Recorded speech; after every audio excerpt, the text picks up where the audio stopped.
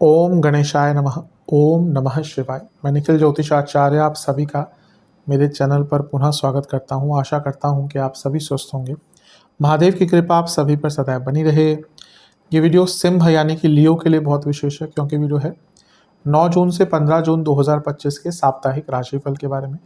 कैसा रहेगा आने वाला सप्ताह सिंह के लिए। मेरा जो साप्ताहिक राशिफल होता है वो प्रमुखतः चंद्रमा और उनकी गति पर आधारित होता है। चंद्रमा एक ऐसे विशेष ग्रह हैं जो बहुत तेज़ गति से भागते हैं और करीबन 2.25 से 2.5 दिन में अपनी राशि बदल लेते हैं।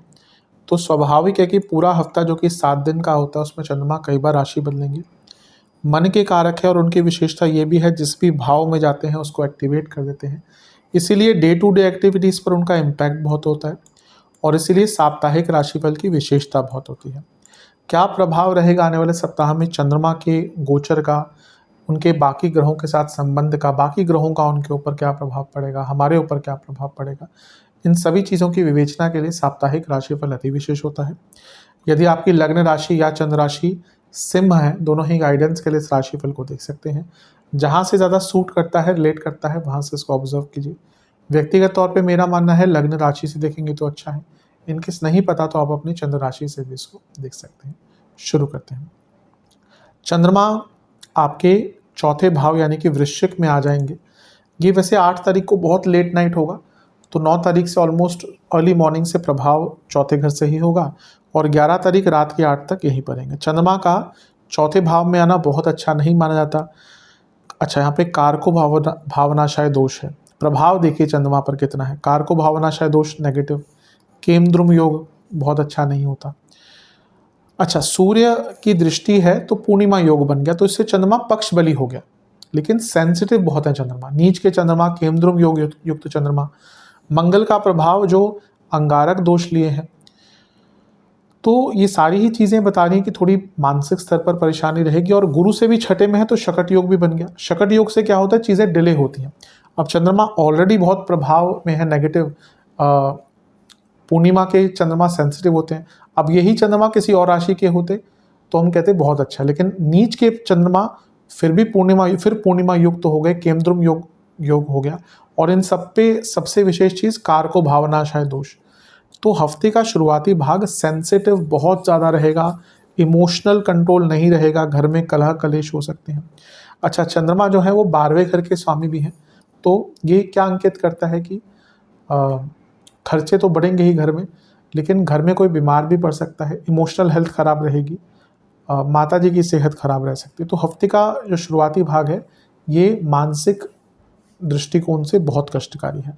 एक अच्छी चीज़ है कि मंगल योग कारक हैं, केतु के साथ बैठे हैं, लग्न में चंद्रमा को देख रहे हैं।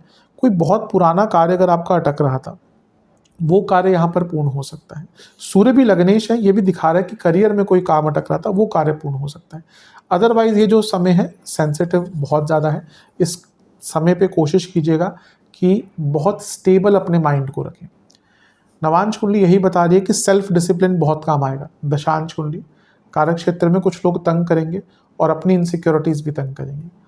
बिजनेस में ठीक है, बिजनेस की वैल्यूज़ पर थोड़ा ध्यान दीजिए। लव लाइफ,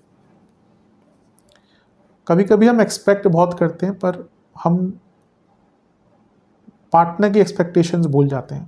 यहाँ पे ना अपने पार्टनर की एक्सपेक्टेशन समझने की कोशिश कीजिए। वैवाहिक जीवन जो भी चैलेंजेस आ रहे हैं उनको एक्सेप्ट कीजिए, भागिए मत उनसे, तभी चीज़ें ठीक हो पाएंगी दोनों के बीच में। स्टूडेंट्स, अपने ऊपर विश्वास बढ़ाइए, उसकी कमी दिख रही है। सेहत, बीपी, कफ रोग, हृदय संबंधित रोग, इन्फेक्शन, सर्वाष्टक, आपका नवम भाव बली है, ठीक है, ये अच्छा है। नवम भाव बली है तो एक प्रकार से थोड़ा सा बल मिल जाता है चीज़ों को ठीक करने का, पर जो भी सेंसिटिविटी मैंने कही उसका तो प्रभाव यहाँ पर थोड़ा सा दिखेगा ही।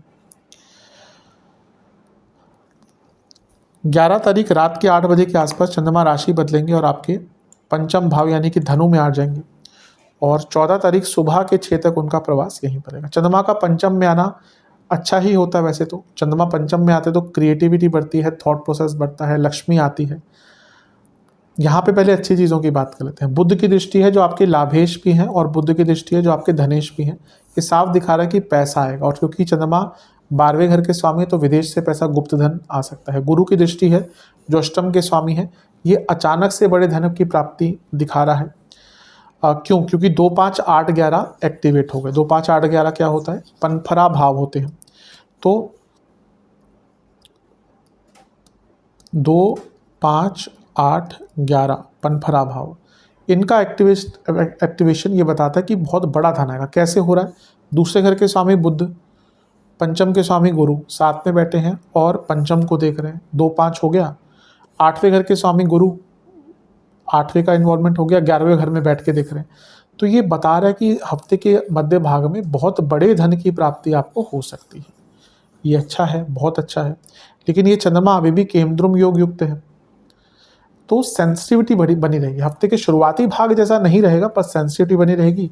रही सही कसर शनिदेव पूरी कर देंगे थोड़ी सी, क्योंकि वो उनकी दृष्टि है तो विषयोग बनेगा। लेकिन फिर भी हफ्ते के शुरुआती भाग के कंपैरिजन में उतना बुरा नहीं रहेगा। गुरु क्योंकि अष्टमेश है तो कोई बहुत बड़ा डिसीजन अचानक से मत लीजिएगा, लेकिन गुरु पंचमेश भी हैं जिनकी राशि में चंद्रमा बैठे हैं, तो थॉट प्रोसेस थोड़ा सा आगे बढ़ेगा। जो हफ्ते के शुरुआती भाग में सब कुछ धूमिल सा लग रहा होगा कि क्या होगा पता नहीं, वो चीज़ें थोड़ी सी बेटर होंगी। नवांश कुंडली बता रही है कि थोड़ा सा अपनी हॉबीज आदि पर भी ध्यान दीजिए। दशांश कुंडली, कार्य क्षेत्र में आपको अपने आप को और समझना पड़ेगा, अपनी स्किल्स को और बेहतर करना पड़ेगा। बिजनेस ठीक है, बिजनेस में दिख रहा है पैसा आएगा। लव लाइफ में ऐसा लग रहा है कि कई ऐसी बातें जो दबी सी रह जाती हैं डर के कारण, जो भी है। अगर डर के कारण आप अपने पार्टनर से बात नहीं कर पा रहे, कुछ बहुत बड़ी गड़बड़ है रिलेशनशिप में। वैवाहिक जीवन, अगर कोई मुश्किल टॉपिक डिस्कस करना है, कोई ऐसा टॉपिक डिस्कस करना है जो आपको लगता है लड़ाई कर सकता है, तो इस टाइम पे अवॉइड कीजिएगा, क्योंकि यहाँ पे शायद वो संभावना रहे ही ना कि वो आपकी बात को समझ पाए। स्टूडेंट्स, बहुत अच्छा टाइम है। ऐसा लग रहा है कोई इच्छा भी पूरी होगी आपकी, काम भी पूरे होंगे, जो काम बिगड़ रहे थे वो पूर्ण होंगे यहाँ पे। सेहत के हिसाब से ओवर थिंकिंग, क्या कहिए, उसका प्रभाव एंग्जाइटी के कारण पड़ेगा। Sleep disorder, indigestion, inflammation, skin disorder. सर्वाष्टक में आपका तीसरा घर बली है। ये साफ बता रहा है कि हफ्ते के मध्य भाग से, शुरुआती भाग से तो बहुत अच्छा रहेगा, थोड़ी जल्दबाजी ज़्यादा रहेगी हफ्ते के मध्य भाग में। 14 तारीख सुबह के 6 बजे के आसपास चंद्रमा आ जाएंगे आपके छठे भाव में, यानी कि मकर में, और सप्ताह के अंत तक यहीं पड़ेंगे। चंद्रमा का छठे भाव में आना कोई बहुत अच्छा तो नहीं माना था, लेकिन बहुत बुरा भी नहीं माना जाता। अच्छी चीज़ों की बात करते, चंद्रमा विपरीत राजयोग बना रहे हैं। हमेशा कहता हूँ चंद्रमा का विपरीत राजयोग कोई बहुत विशेष नहीं होता है, फिर भी छोटे मोटे काम यहाँ से बनते हैं। लीगल कार्य कोई अटक रहे थे, लिखा पढ़ी के काम अटक थे, करियर में कुछ कार्य अटक रहे थे, वो पूर्ण हो सकते हैं। लेकिन यहाँ पे गुरु से अष्टम में चले गए तो शकट योग फिर से बन गया। 2 बार शकट योग आसपास ही बनता है। तो इस जब भी शकट योग बनता है, मैं हमेशा एक ही चीज़ कहता हूँ, अपने टाइम मैनेजमेंट पर ध्यान दीजिएगा। यहाँ पे यही लग रहा है कि आपके ना इस हफ्ते बहुत काम अटकेंगे, इसके कारण एक फ्रस्ट्रेशन डेवलप हो जाएगी माइंड में, और उसके कारण दिक्कतें होंगी। छठे भाव में चंद्रमा वैसे ही फ्रस्ट्रेटेड रहता है व्यक्ति, बहुत व्यर्थ की चिंताएं रहता है, और ये इरिटेशन, ये सब कुछ मिलकर, लग्न में केतु मंगल हैं, ये सारी चीज़ें मिलकर बहुत गुस्सा दिलाएंगे आपको हफ्ते के मध्य भाग में। तो इन सब चीज़ों पर जितना ध्यान दे सकते हैं उतना आपके लिए अच्छा है। नवांश कुंडली बता रही है कि किसी बड़े से बातचीत करके गाइडेंस लीजिएगा। दशांश कुंडली, कार्य क्षेत्र में थोड़ा सा रिलेशनशिप पर काम कीजिए। जो आसपास लोग हैं, कलीग्स हैं, उनके साथ अच्छे संबंध बनाइए। बिजनेस में अपने रिकॉग्निशन पर काम कीजिए। आपका बिजनेस रिकॉग्नाइज किया जाए, इस पर थोड़ा सा आपको काम करना पड़ेगा। जहाँ तक स्टूडेंट्स की बात है, लव लाइफ की बात है, बहस से बचिएगा इस टाइम। कुछ भी छोटा मोटा भी लगे ना कि यहाँ पे बहस होने वाली है, बचेगा, वहाँ से निकल जाएगा, क्योंकि बड़ी बहस होगी फिर उसके बाद। वैवाहिक जीवन, प्लानिंग कीजिए, बैठ के ना अपने लाइफ पार्टनर के साथ आगे की बातें प्लान कीजिए। आपके मन में क्या चल रहा है, उनके मन में क्या चल रहा है। हो सकता है आपका पीओवी, उनका पीओवी बहुत अलग हो। स्टूडेंट्स, आप चेंजेस और चैलेंजेस दोनों से भाग रहे हैं, ये टाइम है उसको एम्ब्रेस करने का, एक्सेप्ट करने का। सेहत की जहाँ तक बात है, पेट के रोग बहुत रहेंगे, इन्फेक्शंस बहुत रहेगा, एसिडिटी बहुत रहेगी, और इंडाइजेशन बहुत ज़्यादा रहेगी। यहाँ पे एंग्जाइटी भी थोड़ी सी रह सकती है। सर्वाष्टक में आपका चौथा भाव बली है। मानसिक दृष्टिकोण से पूरा हफ्ता थोड़ा सा कष्टकारी है। बस मैं कहूँगा कि हफ्ते के अंतिम भाग में व्यर्थ की चिंताओं से और हाइपोथेटिकल सिचुएशन से अपने आप को दूर रखिएगा। उपाय के स्वरूप में महादेव का गंगा जल से अभिषेक कीजिएगा, और फिर वहाँ बैठकर एक बार सूर्य चालीसा और शिव चालीसा का पाठ कीजिएगा। आशा करता हूँ वीडियो काम आएगी। चैनल पे नए हैं सब्सक्राइब कीजिए, वीडियो को लाइक कीजिए। मिलता हूँ अगली वीडियो में, तब तक के लिए ओम नमः शिवाय।